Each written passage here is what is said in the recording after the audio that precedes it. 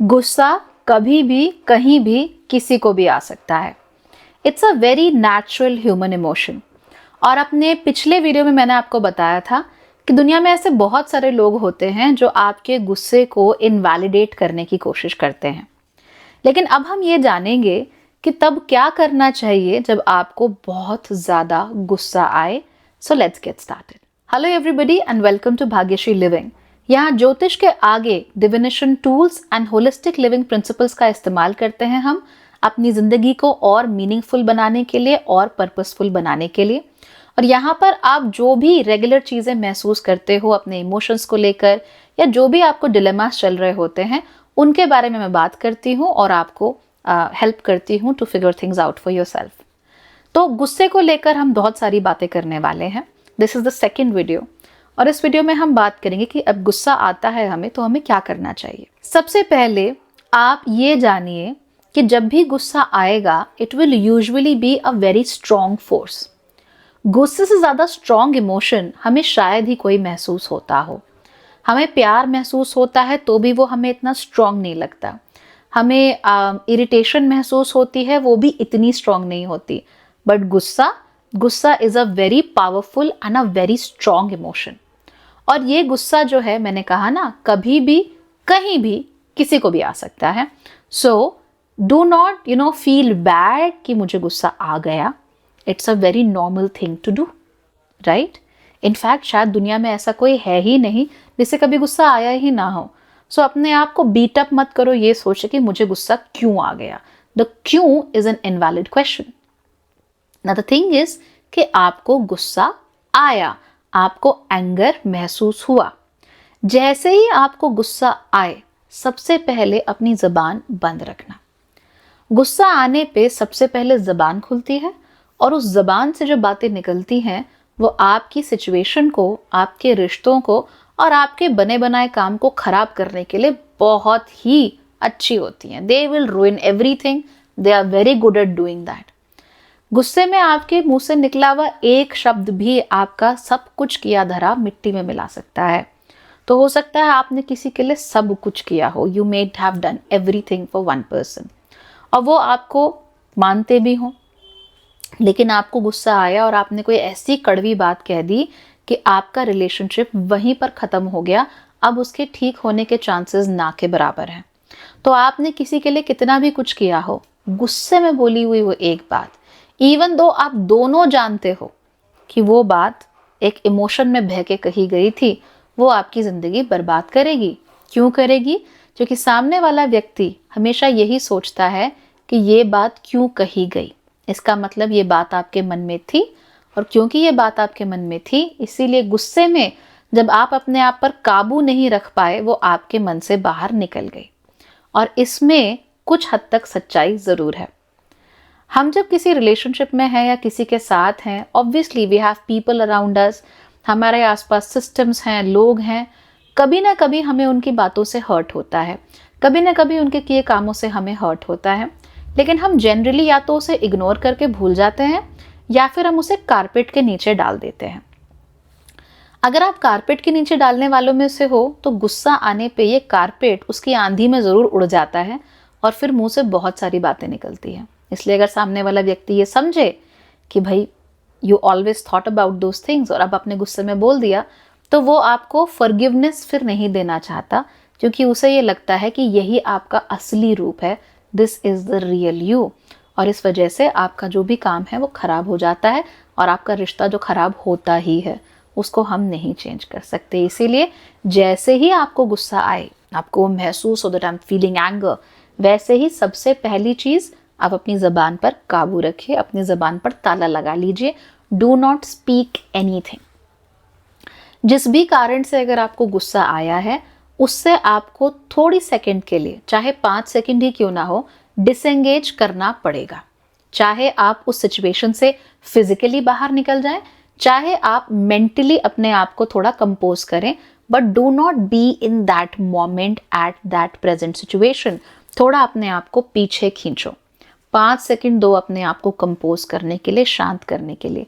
चाहे आंखें बंद कर लो, चाहे एक घूंट पानी पी लो, distract yourself in some way, जिसकी वजह से वो जो इमोशन आपको महसूस हो रहा है वो इमोशन इमीडिएटली आपकी ज़िंदगी में बर्बादी ना करे। सो अगर आपको गुस्सा आ रहा है ऐसे बैठे बैठे and you move on and you know ये बॉटल है, so you know open this bottle and you chug water from it like that, so वो क्या करेगा, वो आपके जो आपका जो फोकस है उसको थोड़ी देर के लिए हिला देगा। तो जैसे ही वो फोकस थोड़ा सा हिलता है ना, वैसे ही जो हम गुस्सा महसूस कर रहे होते हैं इमीडिएट, उसमें थोड़ा सा कमी आ जाती है और हमें 5-7 सेकंड मिल जाते हैं अपने आप को कंपोज करने के लिए। वो 5-7 सेकंड ही इंपॉर्टेंट होते हैं। इनफैक्ट अगर वो 3 सेकंड भी मिले तो वो 3 सेकंड ही काफ़ी होते हैं। ठीक, दूसरी चीज़ जो आपको करनी है वो ये देखनी है to give the other person the benefit of doubt.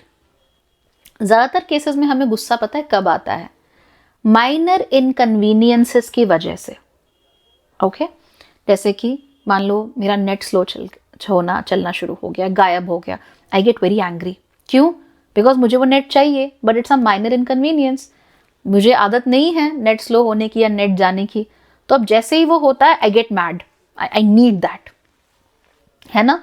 तो ये माइनर इनकन्वीनियंस है, तो you have to be like okay this is a minor inconvenience, हो जाता है, नो बिग डील। आज से पहले भी 4-5 बार ऐसा हुआ है कि नेट 2-4 मिनट के लिए गायब हो गया, फिर वापस आ गया, उसमें कुछ नहीं है, it's a service. Mechanical faults हो सकते हैं, कुछ भी हो सकता है। और अगर ये फॉल्ट बरकरार रहा तो मैं कॉल करके टेक्नीशियन को बुला के उसको ठीक भी करवा सकती हूँ, प्रॉब्लम क्या है। हाँ, इसमें थोड़ा बहुत नुकसान होगा, लेकिन ये नुकसान ना मैंने अपने लिए जेन्युइनली किया है और ना ही उस सर्विस प्रोवाइडर ने जेन्युइनली किया है, बिकॉज सर्विस प्रोवाइडर नहीं चाहता कि आपको कोई नुकसान हो।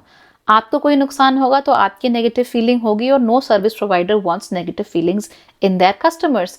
हालांकि जब आप सिस्टम्स को मैनेज करते हो तो कहीं ना कहीं थोड़ा बहुत एरर आ जाता है, दैट्स ओके। उसके बाद तीसरी चीज अब आती है, इसको यूजुअली पहली चीज कहा जाता है, बट ये पहली चीज नहीं होती, because we are not rational creatures, we are emotional people. तो एक बार आपने डिस्टेंस क्रिएट कर दिया और बेनिफिट ऑफ डाउट दे दिया, उसके बाद आपको फिगर आउट करना है कि एग्जैक्टली किस चीज़ की वजह से आप ट्रिगर हुए हो, क्या चीज़ आपको परेशान कर रही है उस चीज़ के बारे में। ट्रिगर अगेन कई तरह के हो सकते हैं। किसी ने आपको कुछ कह दिया और आप ट्रिगर तभी होगे जब वो चीज़ के बारे में आप इनसिक्योर हो, उस चीज़ को, वो चीज़ आपको हर्ट करती है। तो you have to figure out कि why did I get triggered. आपको हर बार ही बुरा लगता है कोई आपके लुक्स को लेके आपसे कुछ कह दे, आपके पैसे को लेके आपसे कुछ कह दे, या आपके मैरिटल स्टेटस को लेके आपसे कुछ कह दे, यू ऑलवेज गेट एंग्री, यानी कि वो आपका ट्रिगर है। तो आप उस ट्रिगर को आइडेंटिफाई करो और आप उसको ट्रिगर बनने मत दो अपनी जिंदगी में। You have to be cool with your choices. Let's take an example. Let's assume that you are single and you have decided कि आप शादी नहीं करना चाहते या चाहती। That's okay, right? Nothing wrong with that. You can be single, you can be married at 20, कोई दिक्कत नहीं है, it's a matter of choice. ऐसे में अगर कोई बार बार आपसे पूछे, जो कुछ लोग पूछेंगे ही, क्योंकि आपके आसपास सभी, everybody would be married by 35, by 40, and naturally people will come to you and will be like, oh, did you get married, or do you have a boyfriend, or do you have a girlfriend, things like that. ऐसे में आप trigger हो रहे हो अगर बार बार कि यार क्यों पूछ रहे हैं ये लोग मुझसे, क्यों पूछ रहे हैं ये लोग मुझसे, so मतलब something is definitely wrong in the way that you are doing things. Probably शायद आपको भी 100% अपने आप को कन्विंस करने में अभी प्रॉब्लम हो रही है कि आप सिंगल क्यों हो। क्या आपको लोगों को ये बताने में कभी दिक्कत होगी कि आप सलवार सूट क्यों पहनती हो और आप पैंट सूट्स क्यों नहीं पहनती? या क्या आपको लोगों को कभी ये बात बताने में दिक्कत होगी कि मैं अपने बाल लंबे क्यों रखता हूँ, छोटे क्यों नहीं रखता? No, right? People will ask you and you will tell them happily, because you are very secure in your decisions, because you are very secure in what you have done. लेकिन जब हम बार बार ट्रिगर होते हैं, तो क्यों trigger हो रहे होते हैं? बिकॉज हमने खुद ही को अभी तक कन्विंस नहीं किया है कि हम ये काम क्यों कर रहे हैं। और जब हम दूसरों को जवाब दे रहे होते हैं, something within us is unhappy और डिससैटिस्फाइड विद आवर आंसर्स। सही आंसर तब होगा जब आप खुद को ये बताएंगे that I am single because I am afraid, I am afraid because of my parents, because my parents had a bad relationship, तो मुझे डर लगता है, which is a valid reason, very valid reason. But जब आप ये कहते हो कि oh I am single because I want to be single, I enjoy the independence and all that, तब आप एक गलत जवाब दे रहे हो और आपकी जो साइकी है, आपका जो दिमाग है, आपका जो गट है, वो उस गट के जो जो सच्चाई जानता है वो अग्री नहीं करता आपकी बात से और इसीलिए वो इरिटेट होता है। And that's the reality. ठीक है, एक समय के बाद पीपल स्टॉप आस्किंग, और एक समय के बाद when you happily suggest okay I am doing this because of that, then people will not cross your boundaries and you have to tell them when not to cross your boundaries. That is another skill, उसके बारे में भी बात करेंगे। But अगर आप trigger हो रहे हो बार बार उस चीज़ से, इसका मतलब something definitely hurts you, right, it pinches you in the wrong way. तो वो ट्रिगर आपको आइडेंटिफाई करना है और उस पर काम कैसे करना है आप वो सोचिए। बिकॉज हम दुनिया में रहते हैं, 10 तरह के लोग 10 तरह की बातें पूछ सकते हैं, बोल सकते हैं। अगर हम बार बार ट्रिगर होते रहेंगे तो ऐसे कैसे चलेगा? वो हमारी सेहत खराब करेगा, हमारे रिलेशनशिप तो खराब करेगा ही। एक बार अगर आप लोग ट्रिगर आइडेंटिफाई कर लेते हैं तो जनरली आपको उस समय तक गुस्सा रहेगा नहीं, आपका बचेगा नहीं आपका गुस्सा। लेकिन अगर आपका गुस्सा फिर भी बच जाता है एंड यू स्टिल सीदिंग, अभी भी आपके मन के अंदर एकदम गुस्सा भरा पड़ा है and you don't know what to do, क्योंकि भाई बुरा लग गया तो लग गया, राइट, ट्रिगर आइडेंटिफाई कर दिया, इसका मतलब ये तो नहीं कि बुरा नहीं लग रहा है, बुरा तो फिर भी लग रहा है। ऐसे में the best thing to do is get yourself some physical action. Physical action का क्या मतलब होता है? आप ये जो गुस्सा है which is a very Martian thing, उसको उतनी ही Martian चीज़ आप दे दीजिए, जैसे कि go for a walk, literally it helps a lot.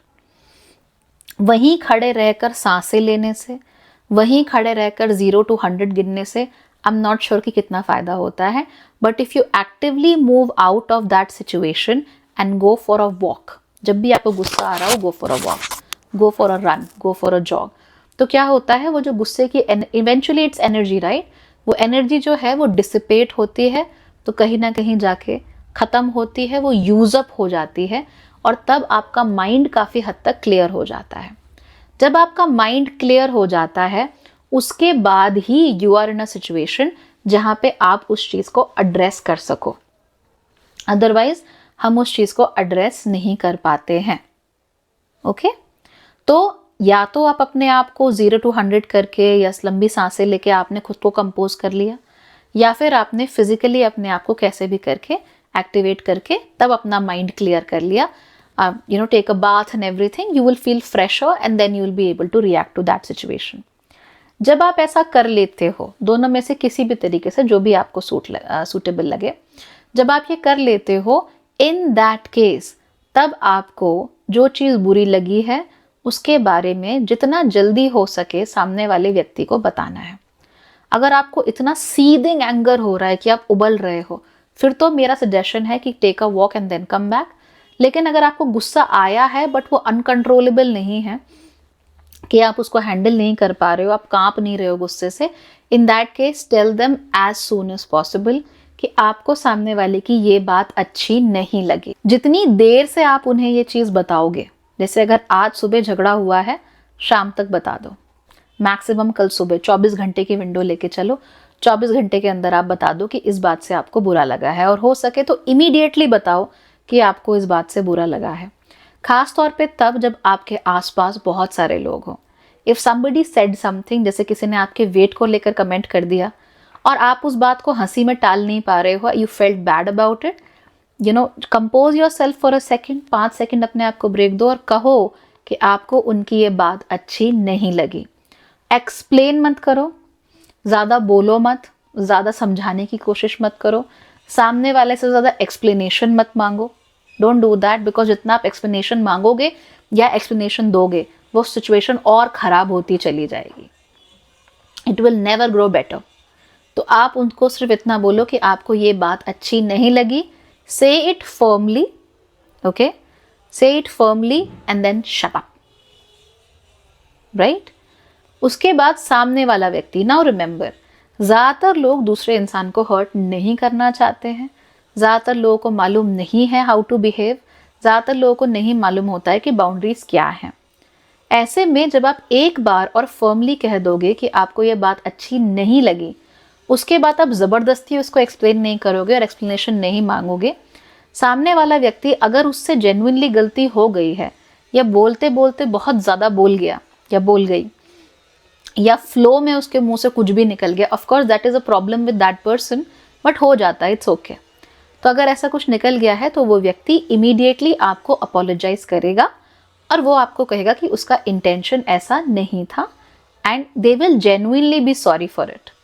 They will genuinely be sorry, वो आपको सॉरी भी बोलेंगे और इमीडिएटली बोलेंगे, बिकॉज उनको बुरा लगेगा कि आपको बुरा लग गया, और उसके बाद वो अपने बिहेवियर में चेंज ज़रूर करेंगे। They will be okay and very normal with you. ऐसे केस में फिर बात को आगे बढ़ाने की कोई ज़रूरत नहीं है। एक्चुअली अगर आपको मालूम भी है कि सामने वाले की अपॉलॉजी जेन्युइन नहीं है, तो भी आपको उस बात को ज़्यादा आगे बढ़ाने की ज़रूरत नहीं है। यू से इट्स ओके एंड उसके बाद remove your self from the situation, excuse your self from the situation. Again, अगर फिर भी गुस्सा भरा पड़ा है, go for a walk, it will really help you, right. However, just remove your self from the situation. अगर कोई व्यक्ति ऐसा है जो कि डबल डाउन करता है, यानी उसने मिलिशियस इंटेंट के साथ ही आपको कोई बात बोली, मिलिशियस इंटेंट के साथ ही कुछ कहा, तो वो फिर अपनी बातों को डबल डाउन करेगा। वो कहेगा कि अच्छा, गंजे को गंजा नहीं बोलेंगे तो और क्या बोलेंगे। ऐसे लोग भी होते हैं, कम होते हैं पर होते हैं। या यू आर हाइपर सेंसिटिव, तुमको तो ज़रा सी बात पे बुरा लग जाता है, मैं तो सबको ऐसे ही बोलता हूँ, दे डोंट फील बैड। तो जो भी है आप उनको बोलिए आई फेल्ट बैड, और अगर आपको दिख रहा है कि ये व्यक्ति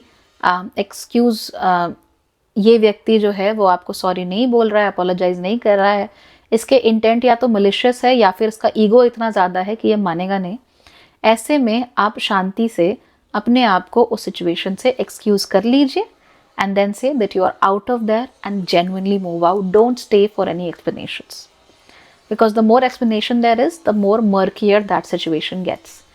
उसके बाद अब वहाँ से बाहर निकल जाइए, और ये जो व्यक्ति हैं जिन्होंने आपको हर्ट किया है, malicious इंटेंट के साथ हर्ट किया है, और वो आपको genuinely apologize भी नहीं कर रहे हैं, ऐसे केस में आप उन लोगों के साथ दोबारा एंगेज करने के बारे में मत सोचिए।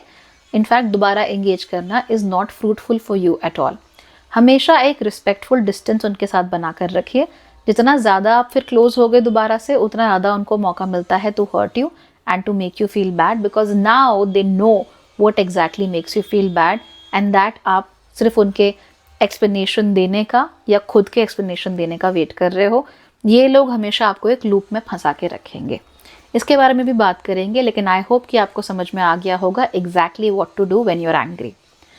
मुद्दा ये है कि हमेशा ये मान के चलिए कि लोग आपको हर्ट नहीं करना चाहते, लोग आपका नुकसान नहीं करना चाहते। कोई भी एक्टिवली मैलिशियस इंटेंट से किसी का नुकसान एज सच नहीं करना चाहता, okay, and it applies to literally most of the people in the world.